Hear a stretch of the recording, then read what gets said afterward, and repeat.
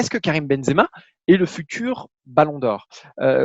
Pourquoi on vous propose ce sujet? Parce que Florentino Pérez, et c'est loin d'être anodin, on va vous expliquer pourquoi, a eu cette sortie ces dernières heures. Il a dit Karim devrait être Ballon d'Or. Je n'ai vu aucun autre joueur meilleur que lui cette saison. Florentino Pérez, président du Real Madrid, qui démarre donc le lobbying pour Karim Benzema. C'est important, c'est très important, c'est même capital parce qu'on sait que le Real est une machine à Ballon d'Or. Le Real est le deuxième club à avoir le plus de fois récolté le Ballon d'Or. Je crois que c'est 10. Il y a juste le Barça devant lui. Le Real a fait pareil des dizaines de podiums.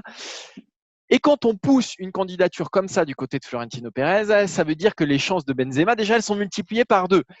On vous disait la semaine dernière, dans ce même podcast, que voilà, il pouvait y avoir, pourquoi pas, bataille entre Sergio Ramos, incarnation madrilène, espagnol, ça compte aussi à Madrid, qui a été capitaine aussi, qui marque aussi beaucoup de buts, et le Real aurait pu pousser Sergio Ramos, ça aurait été même assez logique.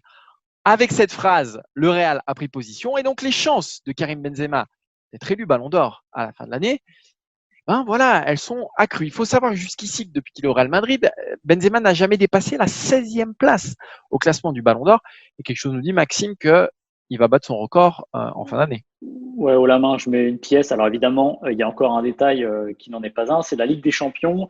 Et le Real Madrid n'est pas en posture favorable avant le huitième de finale retour face à Manchester City. C'est là la clé.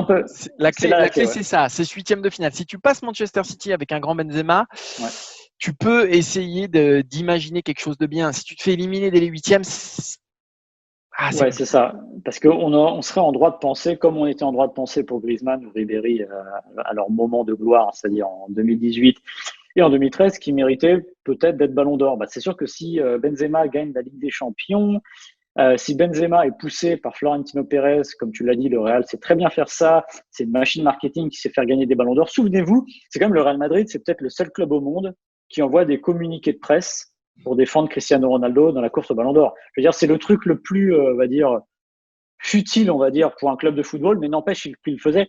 Il y avait eu aussi une fois, je ne sais pas si tu te souviens, Martin, je crois que c'était lié au Ballon d'Or. Dans les tribunes, ils avaient distribué des masques de Cristiano Ronaldo. Je ne sais pas si tu te souviens ça. Ouais. C'était un peu, il faisait campagne derrière lui. C'était un peu, il est mal aimé, faut l'aider. Voilà, bon, c'est une star. Luka Modric, plus récemment. Et ils savent très bien faire. Alors quand tu dis, ils ont choisi Benzema, oui, ils ont misé sur le bon cheval parce que regardez hier l'histoire du penalty de Ramos qu'il essaye de tirer en 2 temps pour Benzema. C'est quoi? Qu'est-ce qu'il donne à Benzema? Il donne un but de plus. C'est un cadeau. C'est une manière de récompenser le leader finalement. Ramos, le Ballon d'Or, il sait qu'il ne l'aura pas. Il n'en a pas besoin. Il a un palmarès qui est, lui, encore une fois, long comme le bras. C'est l'expression du jour. Il sait qu'il a moins de chance. Le Real, évidemment, va pousser derrière Karim Benzema. Mais comme tu l'as dit, évidemment, la clé sera la Ligue des Champions parce que là, on va faire un peu de fiction. Le Barça change d'entraîneur avant le retour de la Ligue des Champions. Le Barça retrouve une nouvelle jeunesse. Le Barça gagne la Ligue des Champions parce qu'encore une fois, il faut le dire, ça va être un tournoi en 4 matchs pour le Barça. Il faut qu'il passe le 8e. Mais après, c'est 3 matchs à gagner. Et dans l'absolu, ça ressemble quand même à un Final Four ou un Final 8 beaucoup, où tout le monde a un petit peu sa chance un peu plus accrue que d'habitude. Imaginez que Messi gagne la Ligue des Champions. On aura vite oublié les problèmes du printemps. On se rappellera que Messi a fait une saison en double-double, enfin en plus de 20 passes, 20 buts en Liga, c'est exceptionnel, qu'il aura sûrement marqué quelques buts en Ligue des Champions et que du coup, il redeviendra favori à un 7e Ballon d'Or. Donc voilà.